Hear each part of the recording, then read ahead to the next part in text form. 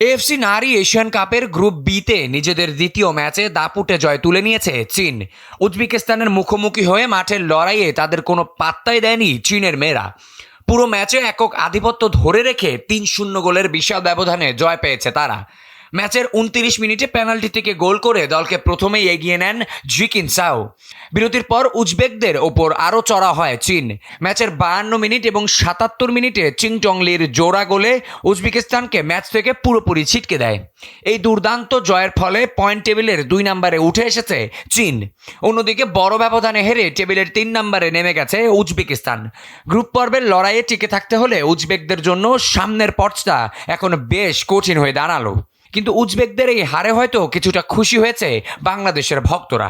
কোনোভাবে পরের ম্যাচে উজবেকিস্তানের সাথে জয় তুলে নিতে পারে আনিকা ঋতুপর্ণারা, তাহলে হয়তো টেবিলের ৩ থেকে পরের রাউন্ড নিশ্চিত করার আশা রাখতেই পারে বাটলারের শিষ্যরা।